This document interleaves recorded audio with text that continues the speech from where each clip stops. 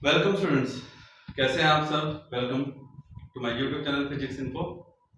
और जैसा कि मैं आप लोगों को जो लास्ट टॉपिक वेक्टर में पढ़ा रहा था, हम बिल्कुल प्रॉपरली टॉपिक पे बात करेंगे। अब वेक्टर के बारे में हम लोग पढ़ रहे थे और आई होप काफी बच्चों का जो कॉन्सेप्ट है वो वेक्टर एडिशन के बारे में क्लियर हुआ भी होगा।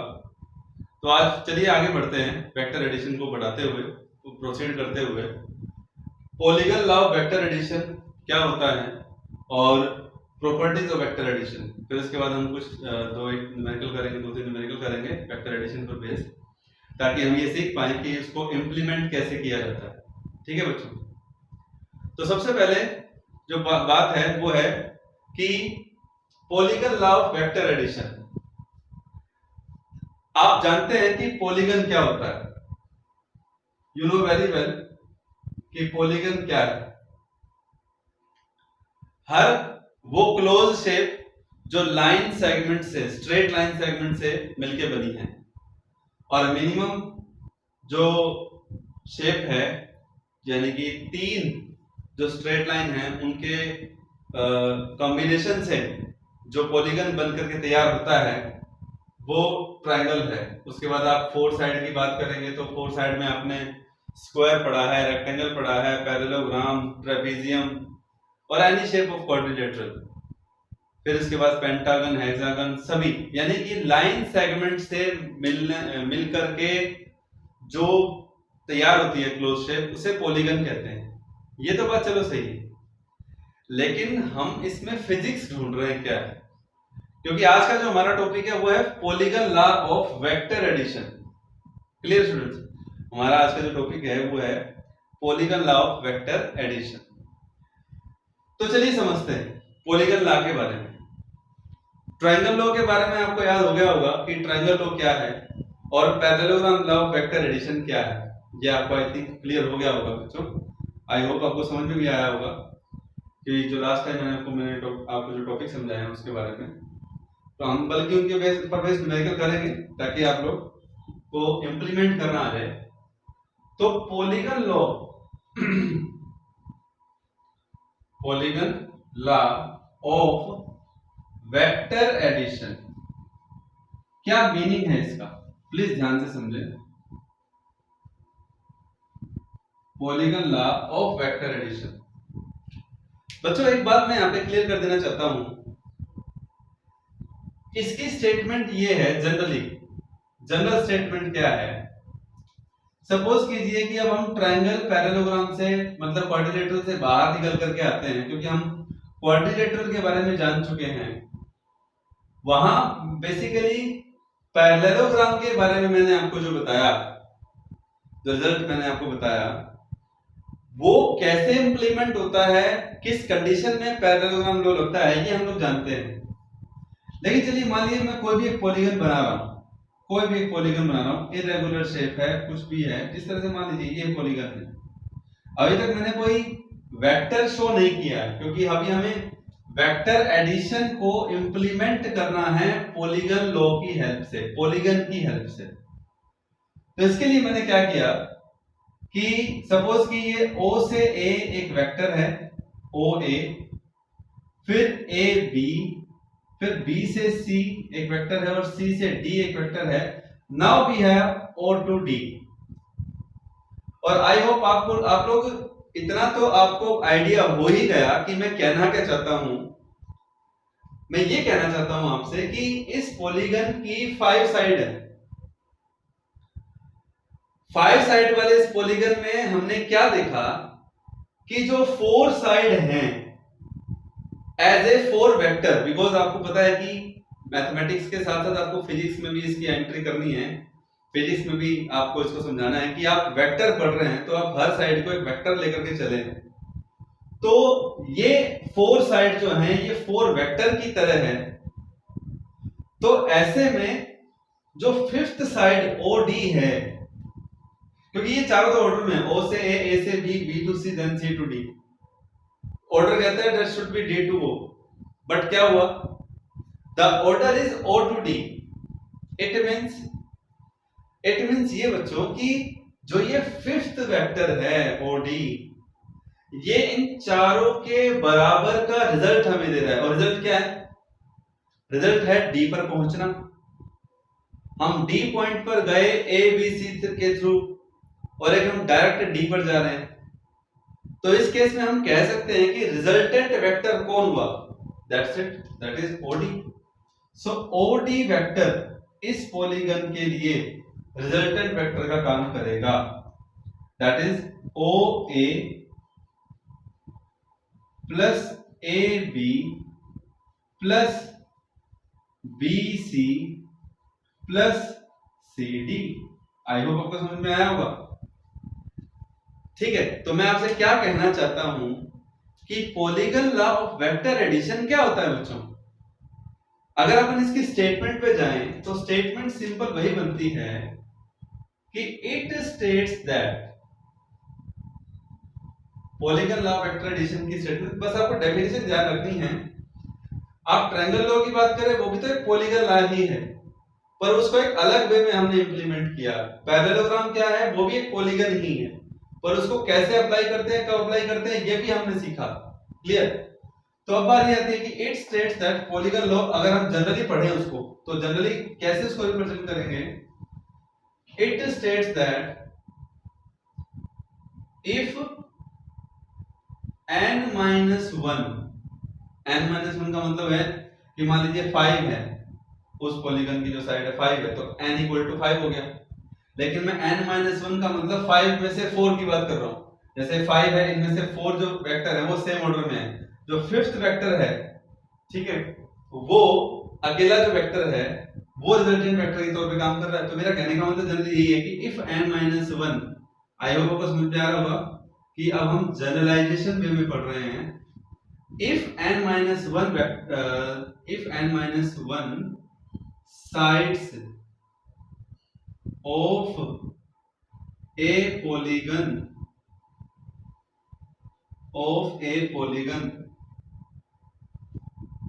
act as n minus one vectors in same order, यानी कि जो सेम ऑर्डर में काम कर रहे हैं, then the single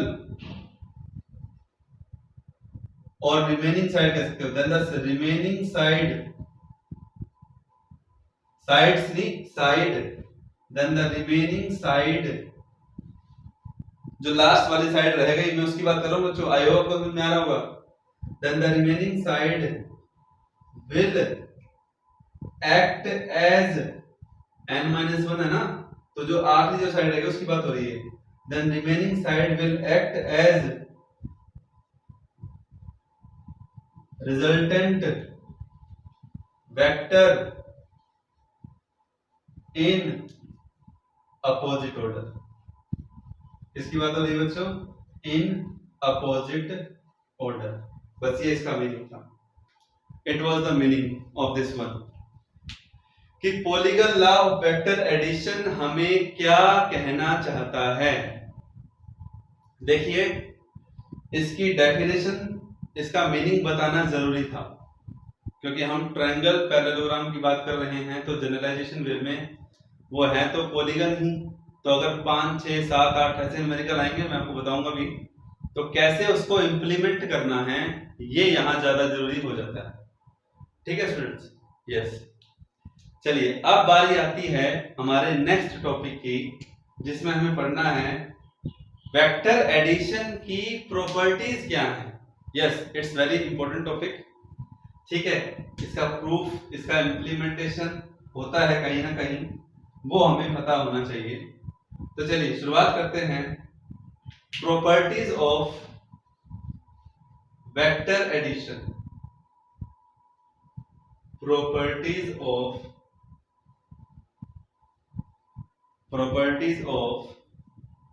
vector addition.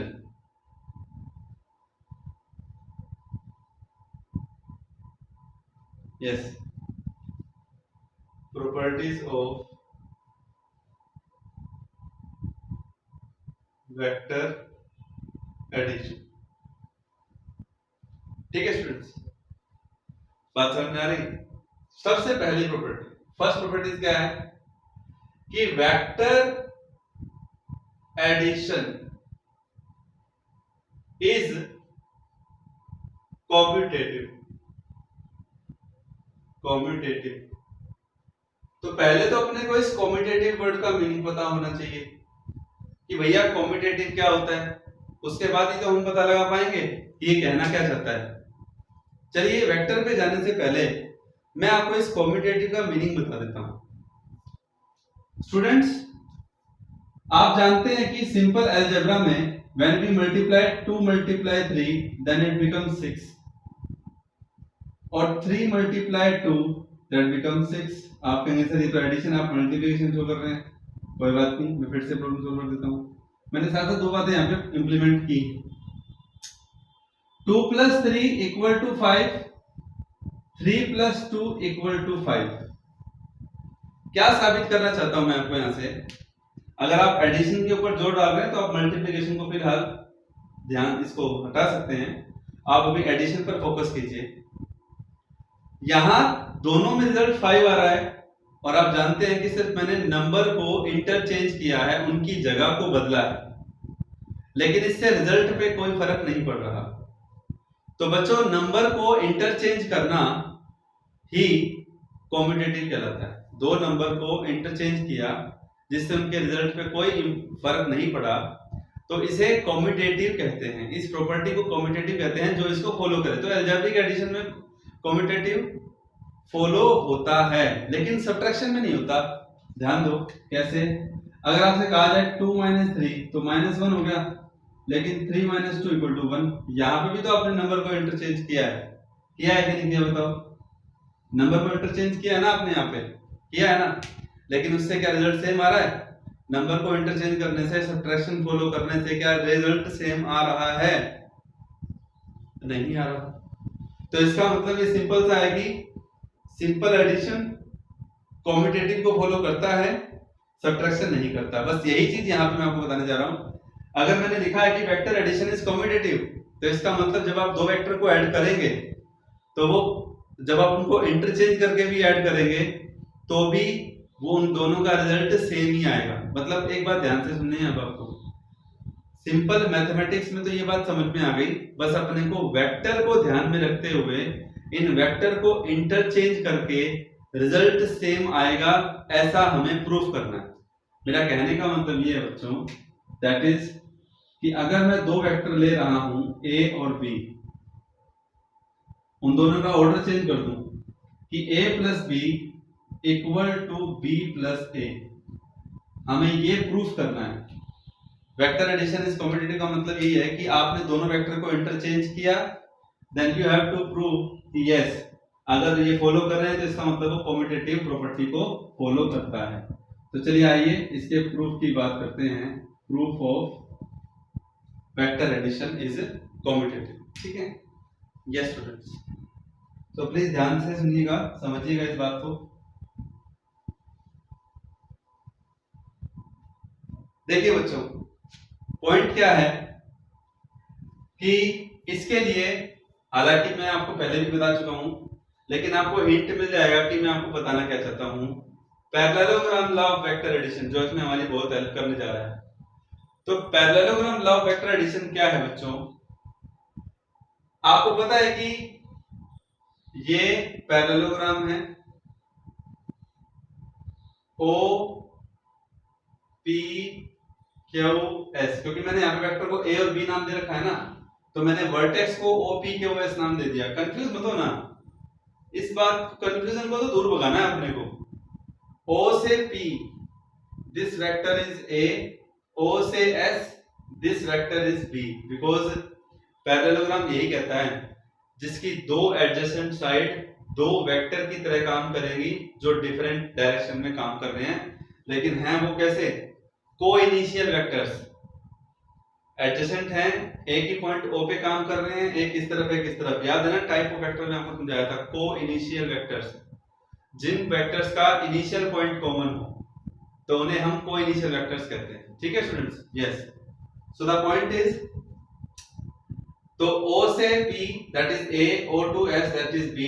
Similarly, P to Q is also B and S to Q is also P. ये हमारे सामने है और जो डायगोनल है that diagonal represent the resultant vector R. Okay, sorry, it's A. A है ना ये, तो इसको भी हमने A नाम दे दिया। चलिए अब आइए प्रूफ करते हैं A plus B equal to B plus A कैसे होगा। ये तो आपको पता ही है ना कि पैरेललोग्राम की अपोजिट साइड इक्वल होती हैं, लेकिन यहाँ पैरेललोग्राम की साइड को वेक्टर के तौर पर ले रहे हैं और इक्वल वेक्टर्स कब होंगे when they both are parallel and having the same direction. ये चीज ध्यान रखनी है। तो इसके लिए अब मैं बात कर रहा हूं इन ट्रायंगल। सबसे पहले हम ट्रायंगल लेके चलेंगे OPQ। OPQ ये ट्रायंगल, इस ट्रायंगल में रिजल्टेंट कौन है, that is OQ vector is equal to OP vector plus PQ vector. Clear? Now what is OQ? OQ is R vector is equal to OP is A vector plus PQ is B vector. Equation number 1, result number 1. तो triangle OPQ से हमें क्या मिला, vector R equal to A plus B। अब बारी आती है in triangle OSQ। ठीक है, पैरेललोग्राम के दोनों ट्रायंगल ले लेना अलग अलग ऑर्डर से। तो OSQ क्या आएगा, प्लीज ध्यान से सुने देखें। OSQ में रिजल्टेंट कौन है, रिजल्टेंट OQ ही है। देखिए दोनों बाकी दोनों सेम ऑर्डर में है, O से S, S से Q। इसमें क्या था, O से P, P से Q, ये दोनों सेम ऑर्डर में थे। So that's why we have OS plus SQ। Okay, now what is the presentation of OQ? That is nothing but R and OS is B and SQ is A. Okay, name is 2. So notice कीजिए, compare 1 and 2, left hand side is R. Clear? In both equation left hand side is R, so we can say by 1 and 2 right hand side should also equal. So by 1 and 2 vector A plus vector B is equal to vector B plus vector A। इसका मतलब ये हुआ कि जब आप दो vector को add करने जा रहे हैं और जब आप उन दोनों की पोजीशन को इंटरचेंज कर देते हैं, दोनों के ऑर्डर को इंटरचेंज कर देते हैं, तो उनके रिजल्ट पे कोई फर्क नहीं पड़ता है। इस बात का हमें ध्यान रखना है कि उनके रिजल्ट पे कोई फर्क नहीं पड़ता है। There is no change in the result and this property hence we can say is commutative property. So students, pause the screen and take the screenshot, then note down. Okay, this is the first property of vector addition. ठीक है students? Yes. Now come to the second property. The second property is vector addition is associative. What I am saying, vector addition is associative। और एक बात और है, वैसे तो देखा जाए ये फर्स्ट टाइम नहीं पढ़ रहे आप कॉम्यूटेटिव एसोसिएटिव, बिल्कुल भी नहीं। वो बात अलग है कि मेमोरी में अभी तक ध्यान में नहीं रहा होगा। ये मैथ्स में आ चुके हैं लोअर क्लासेस के अंदर, नंबर को इंटरचेंज करना, ये मैथ्स में पढ़ा है आप लोगों ने। ठीक है, अब मैं एसोसिएटिव के बारे में आपको बताता हूं पहले। हालांकि हम लिख देते हैं पहले, second property is what? Second property is vector addition is associative, is associative। Okay, ये है हमारे काम कि वेक्टर एडिशन एसोसिएटिव है। तो what is the meaning of associative? Yes, look at here. First of all we have vector A, then vector B। First of all इन दोनों को ऐड करना है। Now third vector C is added to the resultant of A plus B, which should be equal to vector A plus vector B plus vector C। ठीक है, now we have to prove this one। तो क्या इसका proof होगा? इसे associative कहते हैं, यानी कि इस एसोसिएटिव में ये क्या कहना चाहता है बच्चों, ये कहना चाहता है कि अगर आप सिंपल मैथ की बात करें वेक्टर पे जाने से पहले, कि हमारे पास 3 नंबर है 2, 3, 4, तो अगर मैं 2 और 3 को पहले ऐड कर दूं और 2 प्लस 3 को ऐड करूंगा, then we have 5 plus 4 equal to 9। या फिर मैं लास्ट के दो नंबर को ऐड कर दूं, 3 और 4 को, इस जो मैंने 3 नंबर लिए हैं, तो 2 प्लस 7, तो रिजल्ट 9 आएगा। आई थिंक आपको समझ में आ रहा होगा कि मैं क्या कहना चाहता हूं, जो मैंने यहां शो भी किया है। बस ये नंबर था, अब यहां पे इस वेक्टर के पॉइंट ऑफ व्यू से इसको प्रूव करना है कि how vector a plus B, यानी कि ब्रैकेट का मतलब ये होगा कि a प्लस बी, ए और b का जो रिजल्टेंट आएगा उसमें आपको c को ऐड करना है, और राइट साइड कहना चाह रहा है कि b और c को जब आप जो रिजल्टेंट आएगा उसमें आपको a को ऐड करना है, और दोनों सिचुएशन में ओवरऑल रिजल्ट सेम आएगा। ये हमें प्रूफ करना है, ये हमें क्या करना है, प्रूफ करना है। तो बच्चों इस बात का ध्यान रखिए यहाँ पे। तो चलिए आइए शुरू करते हैं इसके लिए कि which steps we should take, है ना। तो बच्चों देखिए ध्यान से, इसके लिए हमें एक वो जैसा कि हमने वहां पे भी पॉलीगन लिया है, पैरेललोग्राम हमने वहां पे लिया जहां पे ऑर्डर चेंज हो रहा था, रिवर्स इंटरचेंज हो रहे थे वहां वेक्टर। यहां में काम करते हैं, यहां भी हमें क्वाड्रिलेटरल ले लेते हैं, लेकिन एक आप पैरेललोग्राम भी ले सकते हैं, पर मैं एक इरेगुलर पैरेललोग्राम ले रहा हूं, इरेगुलर क्वाड्रिलेटरल ले रहा हूं, जिससे आपको थोड़ा ध्यान से अच्छे से क्लियर हो जाए। ये चीजें ध्यान से देखिएगा जो मैं आपको बताना चाह रहा हूं। तो बच्चों दिस इज, यू कैन से O, this is P, because A B C नाम मैंने दिया, Q and this is S। So O to P is vector A, P to Q is vector B, Q to S is vector C. Now O to S is vector R as per you can say that condition कि what should be the resultant vector, that is O to S, that is vector R। हमें पता है कि R जो है वो इन तीनों का रिजल्टेंट है। बस इस रिजल्टेंट के ऑर्डर को थोड़ा सा, मतलब आप कह सकते हो ना कि थोड़ा सा इसके अकॉर्डिंग बस एक सिंपलीफाई करना है हमें, और मुश्किल नहीं है कुछ भी, there is nothing difficult. I think आप लोगों को समझ में आ भी रहा होगा, है ना, कि कुछ डिफिकल्ट नहीं है इसमें। यस। सो बच्चों क्या करना है, देखिए एक काम करते हैं, a प्लस बी का रिजल्टेंट इसने पहले लिया, तो a और b का रिजल्टेंट अगर हमें पहले लेना है तो हमें यहाँ पे ज्योमेट्रिकली क्या करना पड़ेगा, ज्योमेट्रिकली मैं काम करता हूं, इस O से Q को ज्वाइन कर देता हूं, O से Q को मैंने ज्वाइन कर दिया, ताकि हमारे पास एक ट्रायंगल बन गई OPQ। चलिए आइए देखते हैं पहले इसको। दो ट्रायंगल बन गई OPQ then OQS। Okay, please ध्यान से देखिएगा। In triangle OPQ what should be the resultant, that is OQ, which should be equal to OP plus PQ। okay, what is OP, that is vector A, what is PQ, that is vector B, so which is equal to OQ vector। okay बच्चों, yes, give it name as 1। again take triangle, in triangle OQS। ऐसा क्यों कह रहा हूं मैं, क्योंकि हमें a plus B plus सी भी चाहिए। a प्लस बी तो हमारे पास आ गया, अब c ये रहा, उसके लिए हमें इस ट्रायंगल को लेना पड़ेगा। तो o क्यों यहां मैं मेंशन नहीं कर रहा हूं, लेकिन आपको पता है कि o क्यों किसके इक्वल है, that is vector a plus vector b। In o Q s, o से q, q से s, देखिए these two sides are in order, the third side is in opposite order, so we can say that os vector is resultant vector, so OQ vector plus QS vector। ठीक है बच्चों, O to Q then Q to S, so according to triangle law, है ना, resultant will be O to S।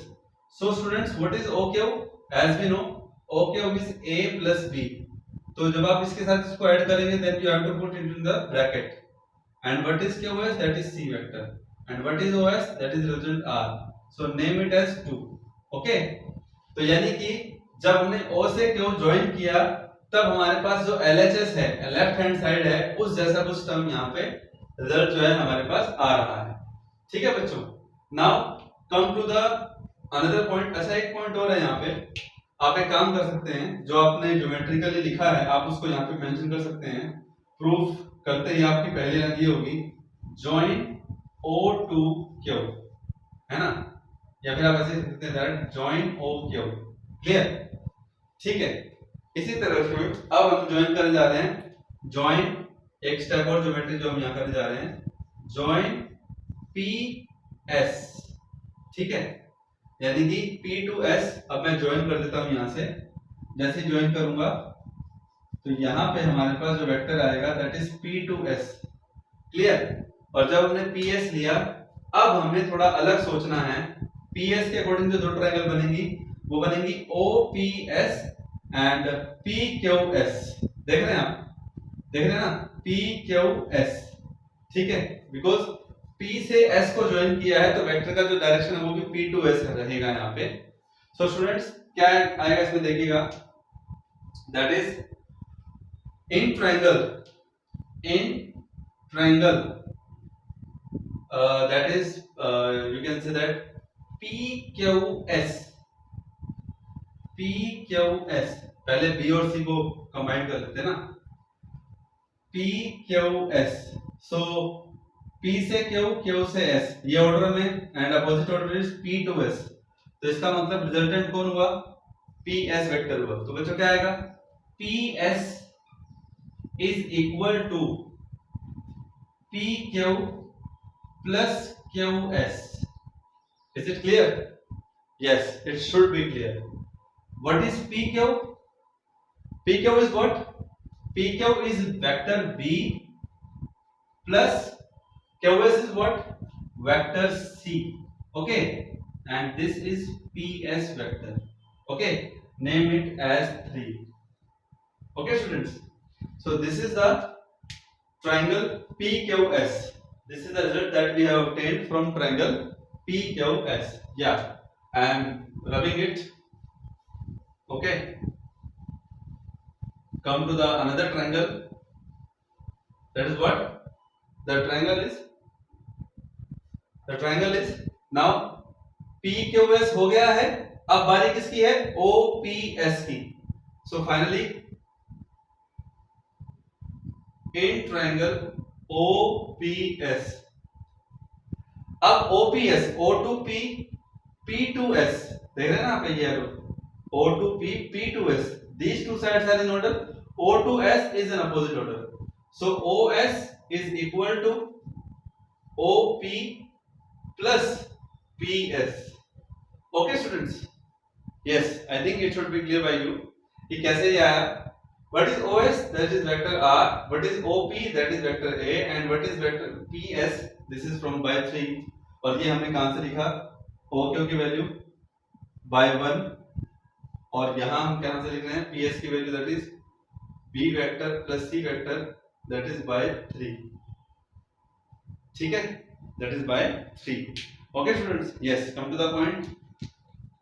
So compare you can name it as 4, result number 4। तो result 2 को देखिए और 4 को देखिए, 2 का लेफ्ट हैंड साइड भी R है, 4 का लेफ्ट हैंड साइड भी R है।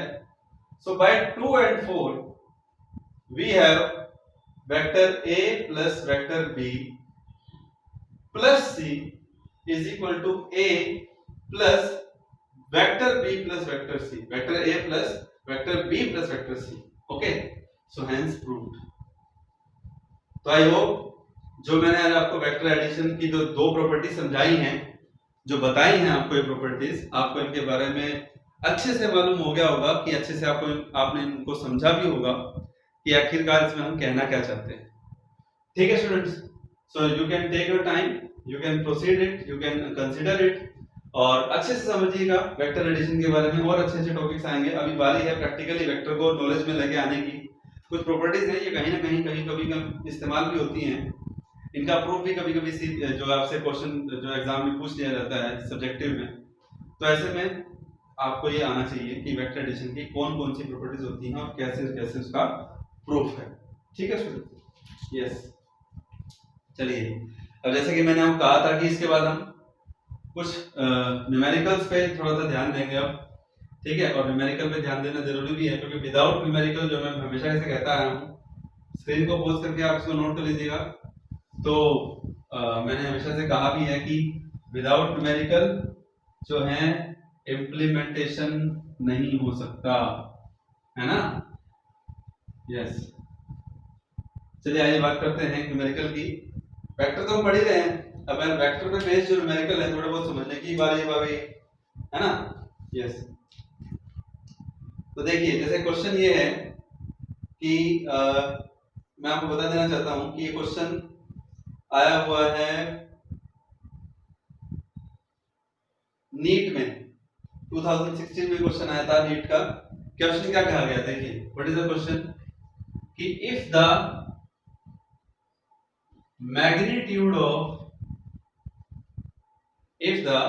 magnitude of sum of two vectors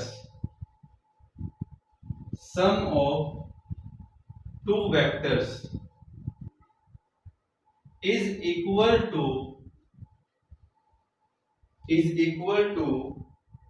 the magnitude of difference of two vectors is equal to the magnitude of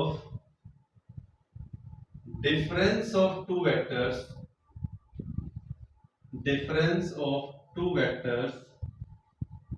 ठीक है। then what is the angle between these vectors, find the, they पूछ रहा है the angle between these vectors is, बताइए क्या होगा, इन दोनों vectors के बीच का एंगल क्या होगा। मैं फिर से रिपीट कर देता हूं, स्टेटमेंट क्या है, प्लीज ध्यान से सुने, समझे क्या कहना चाह रहा है।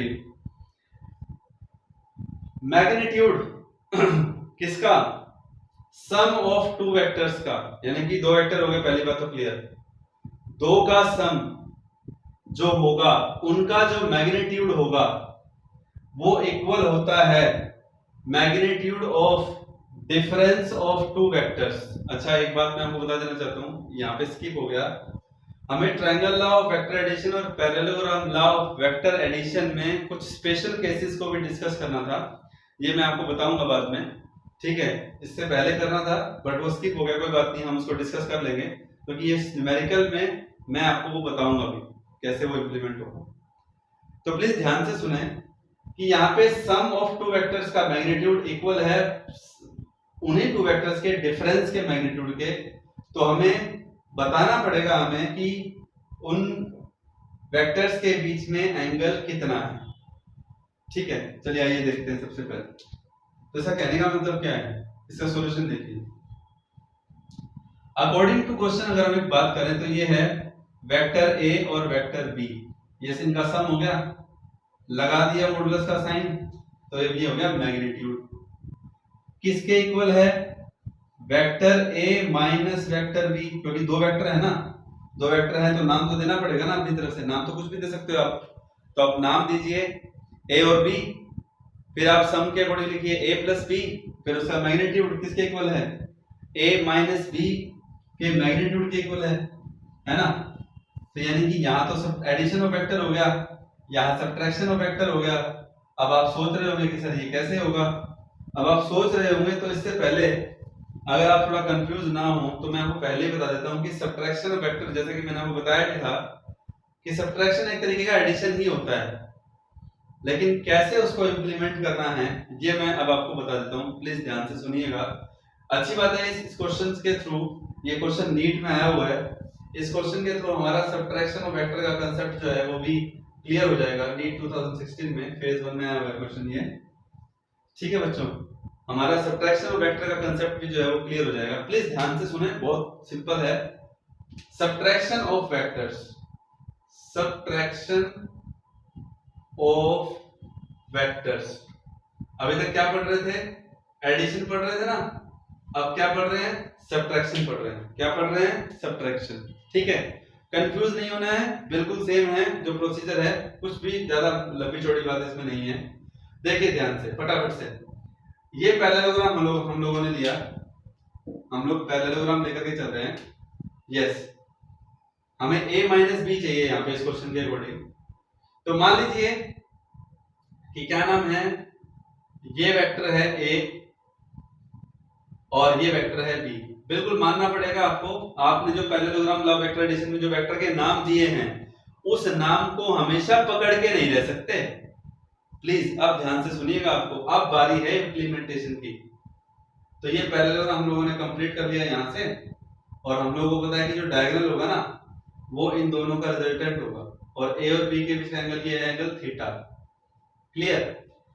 बात आती है माइनस की। प्लस का तो रिजल्ट हम जानते हैं, मैग्नीट्यूड का जानते हैं ना, vector A plus vector B. यहां पे भी क्वेश्चन करूंगा, वहां भी आता हुआ समझाऊंगा ताकि इसको बात उसके बाद हम जो समझ सकें। तो सबसे पहले vector A plus vector B का मैग्नीट्यूड क्या होता है, that is equal to A square plus B square plus 2ab cos theta. यही पढ़ा है ना हम लोगों ने, यही पढ़ा है ना, दो वेक्टर का एडिशन हो, ठीक है, जनरलाइजेशन में उनका मैग्नीट्यूड कैसे निकालते हैं, A square plus B square plus 2ab cos theta. यहां तक तो बात क्लियर हो गई। सवाल अभी भी यही अटका हुआ है, a माइनस बी, माइनस है तो सब्ट्रैक्शन ऑफ वेक्टर है, तो सब्ट्रैक्शन ऑफ वेक्टर का टॉपिक भी हाथों हाथ क्लियर हो जाएगा। मैं आपको एक बात सजेस्ट करूंगा, इस न्यूमेरिकल के अकॉर्डिंग सब्ट्रैक्शन ऑफ वेक्टर आ रहा है तो सब्ट्रैक्शन ऑफ वेक्टर को पहले नोट कर लेना, फिर इस न्यूमेरिकल को नोट कर लेना। अब माइनस बी है, माइनस किसके आगे है, वेक्टर बी के आगे। तो वेक्टर का नेगेटिव कैसे लेते हैं, अगर मैं इसके आगे नेगेटिव साइन लगा दूं तो इसका मतलब अब ये क्या बन जाएगा, इसका नेगेटिव हो जाएगा ये माइनस बी। देखो जितनी लेंथ इसकी है उतनी ही लेंथ इस बी की है कि नहीं, लेकिन अंतर क्या है बस कि अब वो प्लस वेक्टर बी था, ये ओरिजिन पॉइंट हो गया, मान लो ये माइनस बी हो गया, ठीक है। अच्छा इसको हमने नाम दे दिया पी क्यू एस, ठीक है, इसको हमने नाम दे दिया एस डैश। तो बेटा ओ से एस बी वेक्टर था तो ओ से S dash minus B vector हो गया नंबर एक बार। अब रिजल्टेंट ए माइनस बी चाहिए, तो एंगल ए और बी के बीच का नहीं देखा जाएगा, अब एंगल देखा जाएगा ए और माइनस बी के बीच का, वो होगा ये वाला एंगल, ठीक है। ए और माइनस बी के बीच का एंगल कौन सा होगा, दैट इज दिस वन। थोड़ा सा इसको अलग से दिखा देता हूं, ये वाला एंगल होगा, ये वाला एंगल होगा। अब ये कितना होगा, ये होगा 180 माइनस थीटा, इसमें भी कोई दो राय नहीं है ना, कितना होगा, ये थीटा है तो लीनियर पेयर के हिसाब से ये थीटा, तो बाकी कितना रह गया 180 माइनस थीटा।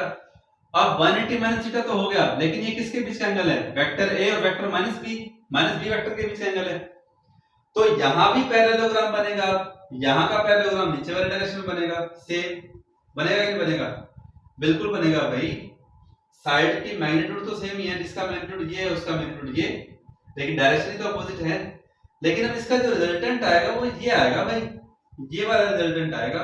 इसको आपने अगर आर नाम दिया है ना, तो आप इस क्यू डैश को ओ क्यू डैश को आप नाम देंगे वेक्टर आर तो नाम देंगे, लेकिन डैश लगा दो हर एक में, थोड़ा अलग से भी शो हो जाएगा और समझ में भी आ जाएगा। आएगा ना, बिल्कुल आना चाहिए बच्चों। आई थिंक आपको समझ में आया भी होगा कि जब ये माइनस बी आ गया तो पैरेललोग्राम नीचे की तरफ बनेगा, इसका डायगोनल ये होगा, उसका नाम होगा आर डैश। तो हम कह सकते हैं अब कि vector R dash is equal to what, देखिए ये वेक्टर ए, अच्छा देखो ये यहां से यहां, तो पी से क्यू डैश की डायरेक्शन ये, ओ से पी है तो एस डैश से क्यू डैश की डायरेक्शन ये, तो पी से क्यू डैश, बी तो माइनस बी वेक्टर है, तो ऐसे में जो ट्रायंगल है कौन सी, in triangle O P Q vector R dash is equal to A और माइनस बी ऑर्डर में हुआ ना, तो ये हो जाएगा vector A plus vector minus vector B, और प्लस माइनस माइनस ही होता है, vector A minus vector B, है ना।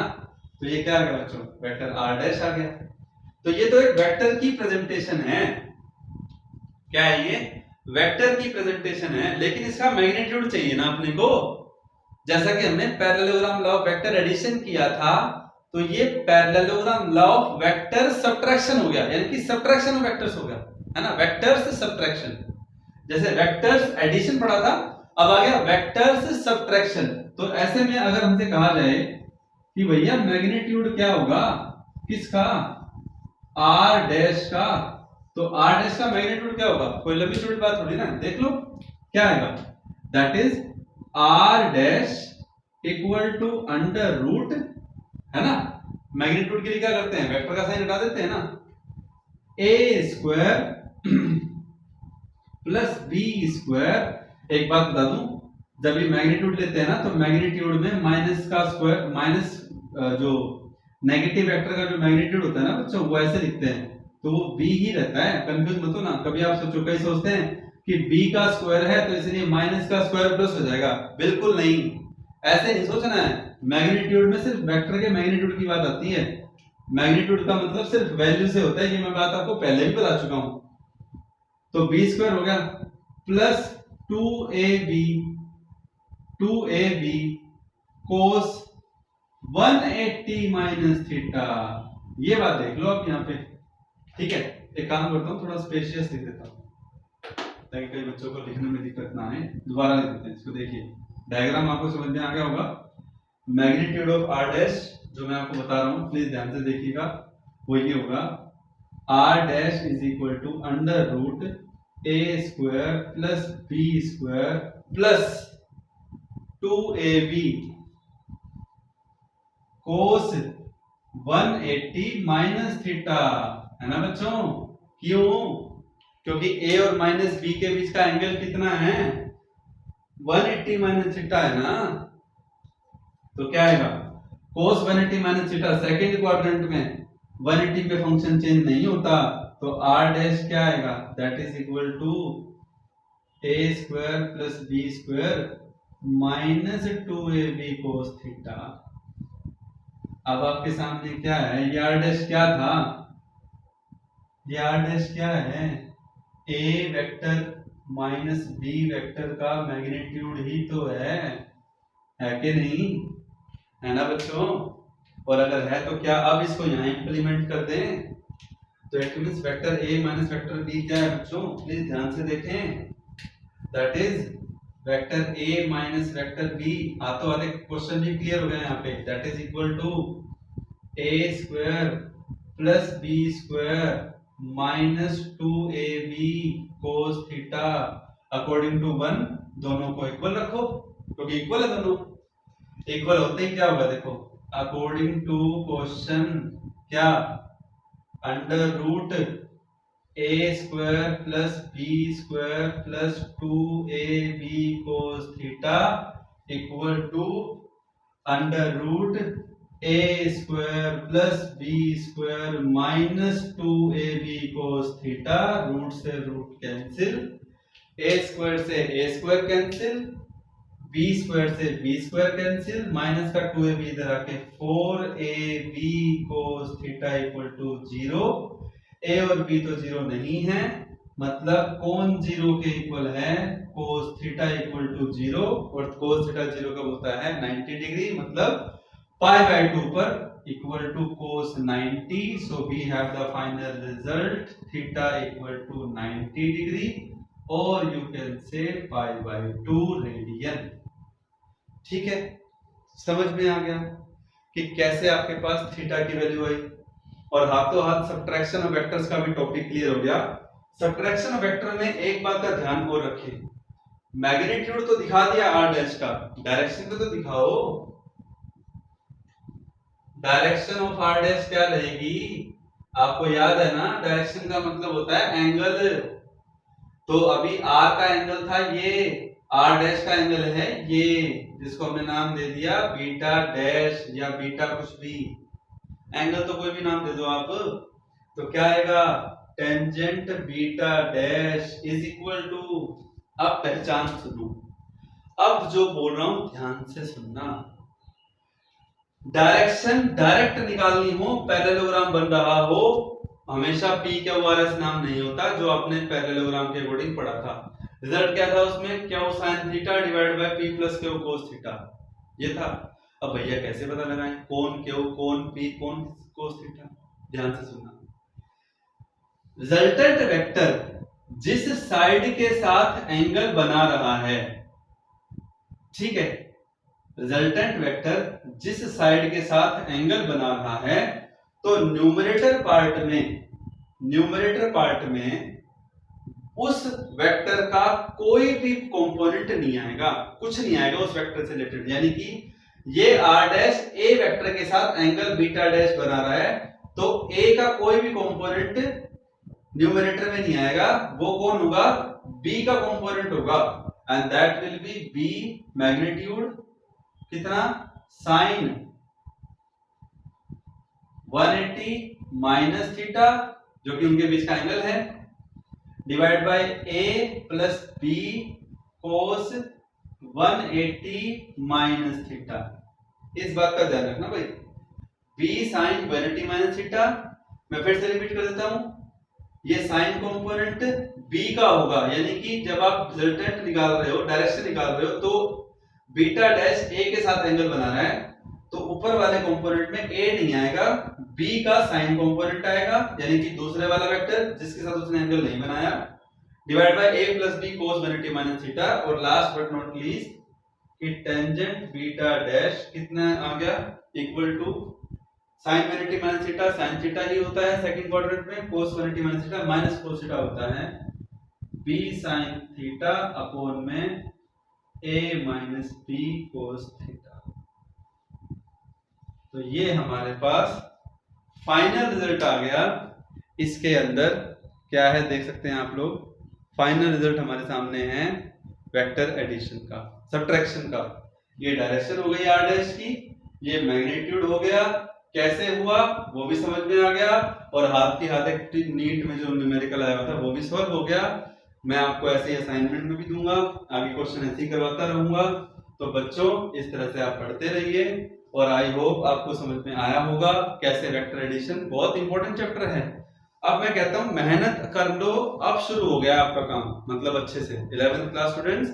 अब आपकी पढ़ाई का जो ट्रैक है ना, अब आप ट्रैक पर आ जाओ, बस अब आप ट्रैक के साथ स्पीड बना लो अपनी आप। मैं सिर्फ बातें नहीं कह रहा हूं, मैं सिर्फ आपको प्रैक्टिकली बात बता रहा हूं कि come on the track and make your speed with me. ठीक है, what I am going to teach you, और जो मैं आपको टॉपिक पढ़ा रहा हूं उसको आप ढंग से पकड़ लीजिए, अच्छे से समझ लीजिए। ठीक है बच्चों, it's time, you have so much time, so good luck, wish you all the very best, thank you.